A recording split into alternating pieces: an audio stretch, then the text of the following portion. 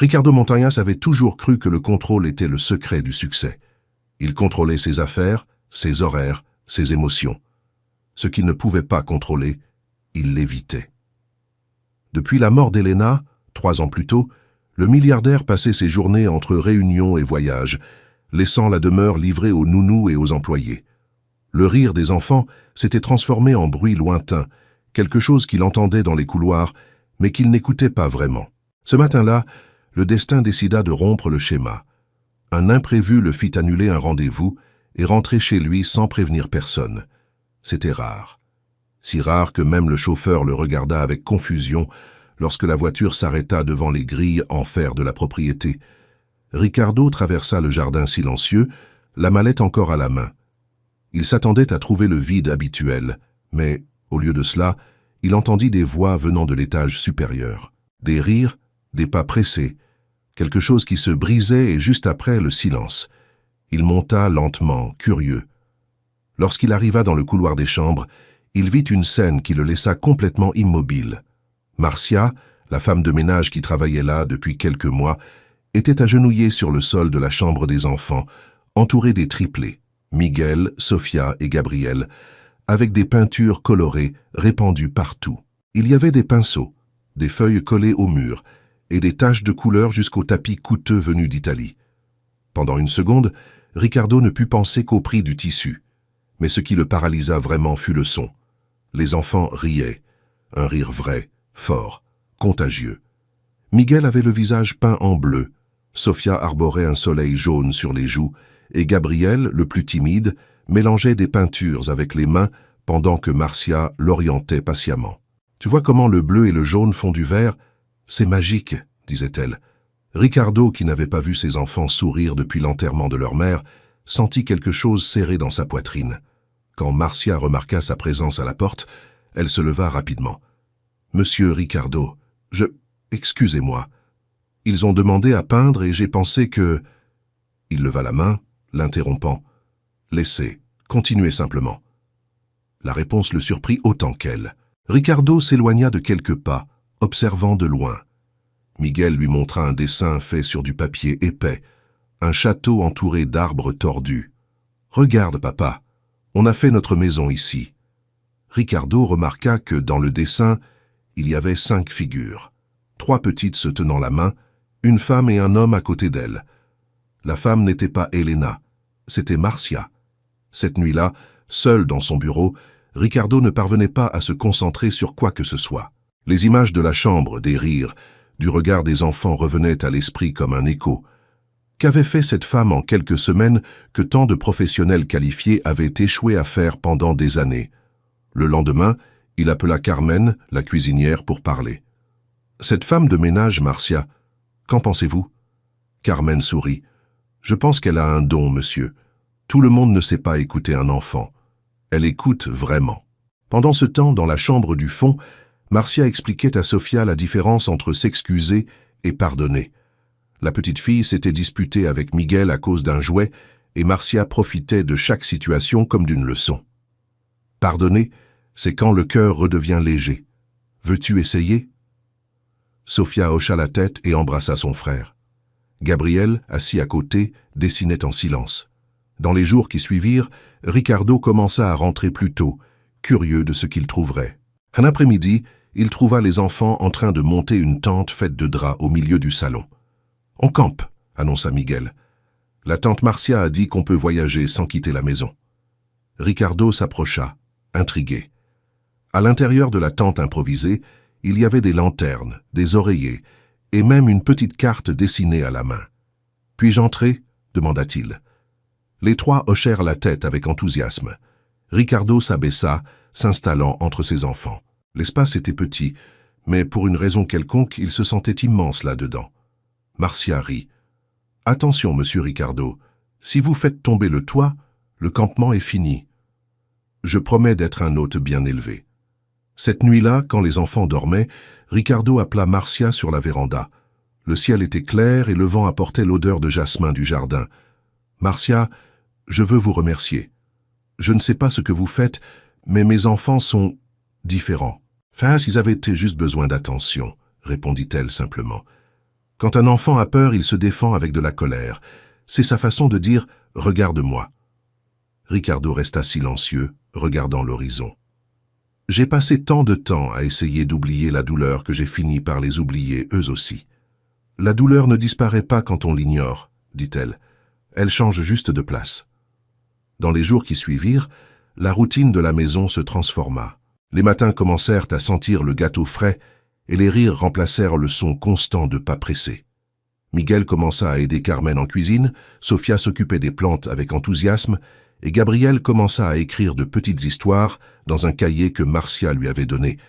Ricardo assistait à tout cela avec un mélange de fierté et d'étonnement.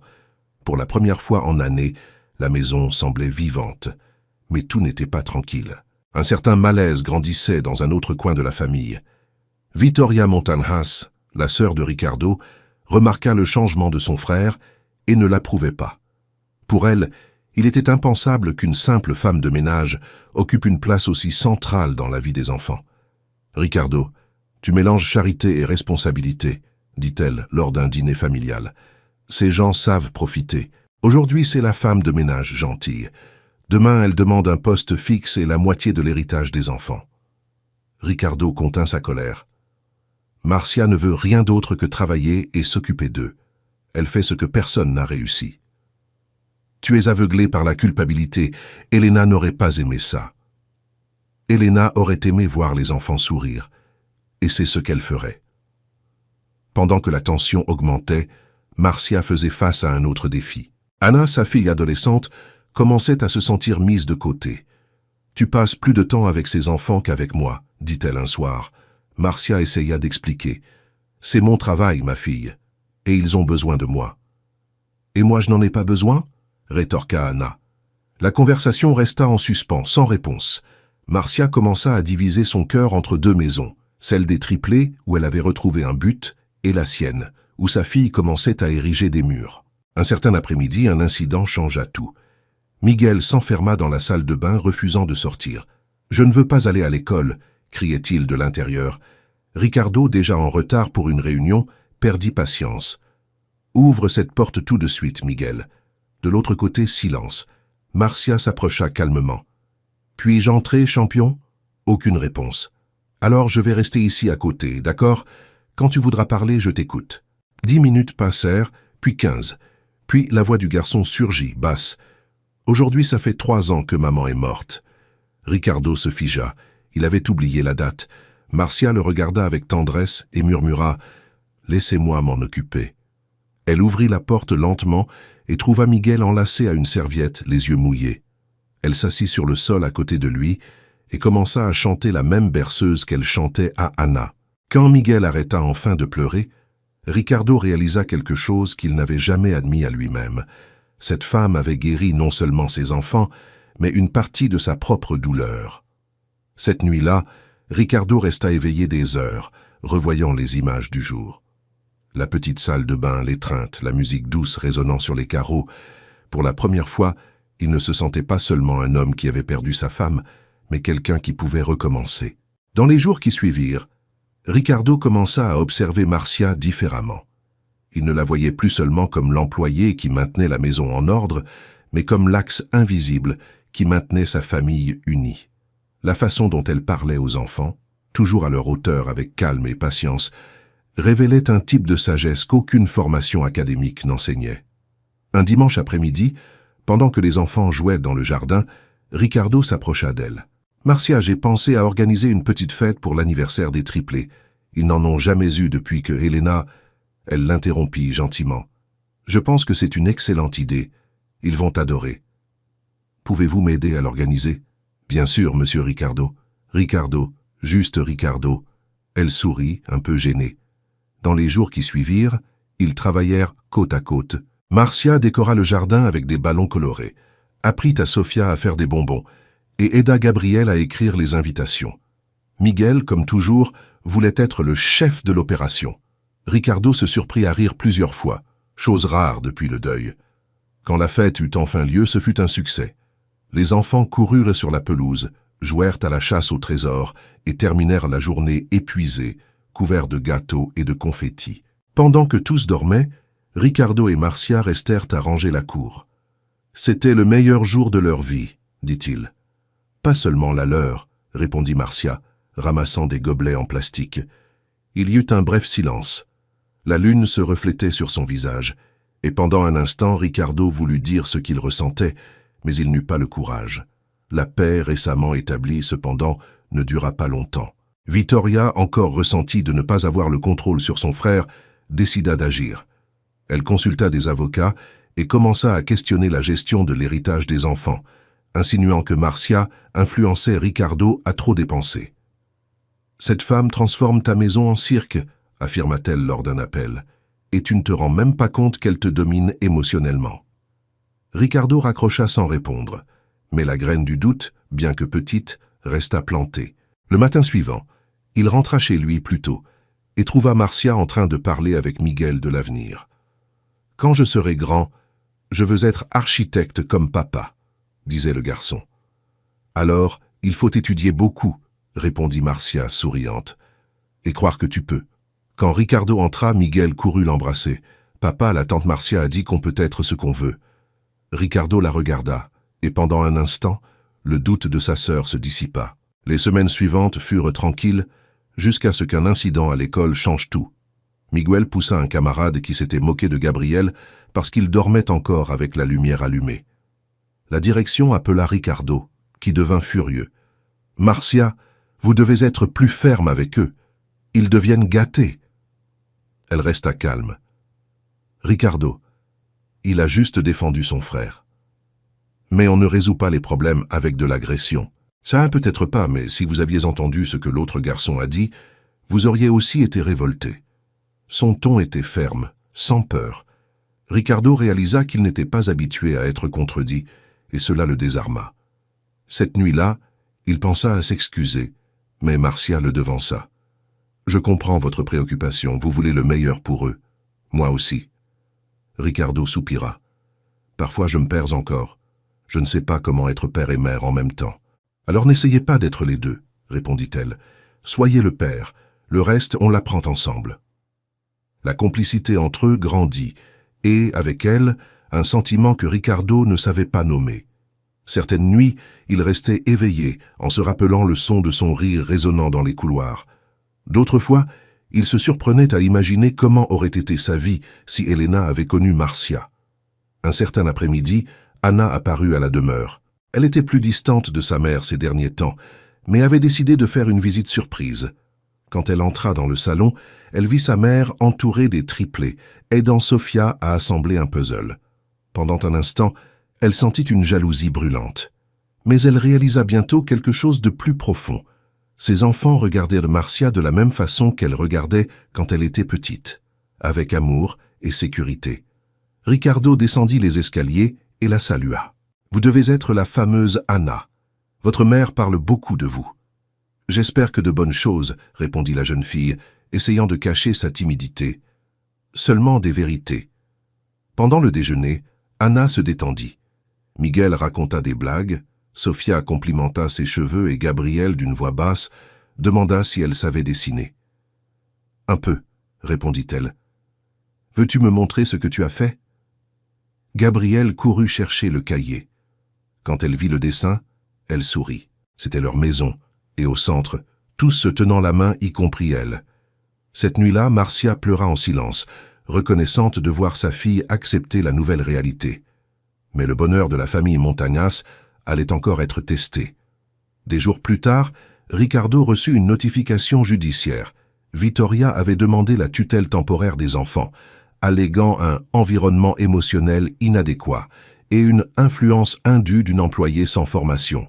Le choc fut immense. « Elle a perdu la tête !» s'exclama Ricardo. « Elle veut me prendre les enfants juste pour prouver un point. » Marcia essaya de le calmer. « Elle a peur de vous perdre. La peur fait commettre des erreurs aux gens. La peur ne justifie pas de détruire une famille. » Ricardo réunit des avocats, mais l'audience fut fixée en urgence. Au tribunal, Vittoria présenta des photos et des messages déformés, insinuant que Marcia contrôlait les décisions de la maison. Quand ce fut son tour de parler, Marcia maintint sa sérénité. « Excellence, je ne suis rien d'autre que quelqu'un qui aime ses enfants. Ils m'ont appris que l'amour n'a pas de nom de famille, ni de compte en banque. Le juge observa les enfants, assis sur le banc à côté de Ricardo. Sofia se leva et d'une voix tremblante demanda à parler. « La tante Marcia est la personne qui chante pour nous quand on fait des cauchemars. Si elle part, on aura peur à nouveau. » Le juge sourit. « Je pense que j'en ai assez entendu. » La demande de Vittoria fut rejetée, et elle quitta la salle en silence, humiliée. À la sortie, Ricardo serra la main de Marcia. « Vous avez été incroyable. J'ai juste dit la vérité. » Cet épisode les rapprocha encore plus. Vittoria, honteuse, s'éloigna pendant un temps. La vie revint à la normale, mais un nouveau sentiment commençait à fleurir entre Ricardo et Marcia, désormais impossible à nier. Une nuit pluvieuse scella leur destin. L'électricité sauta dans la maison, et les enfants, effrayés, se réunirent dans le salon avec des lanternes. Marcia improvisa un feu de bougies et commença à raconter des histoires. Ricardo se joignit à eux, et quand la lumière revint, personne ne voulut aller dormir. « Dormons ici même », suggéra Miguel. Tous furent d'accord. Marcia s'allongea sur le canapé, les enfants éparpillés sur le tapis, et Ricardo observa la scène. La sérénité d'elle, la façon protectrice dont elle couvrait chacun d'une couverture, la manière dont Sofia tenait sa main même en dormant. C'était de l'amour, simple et complet. Le matin suivant, il l'appela dans le jardin. « Marcia, je ne veux pas que vous soyez seulement la gardienne d'eux.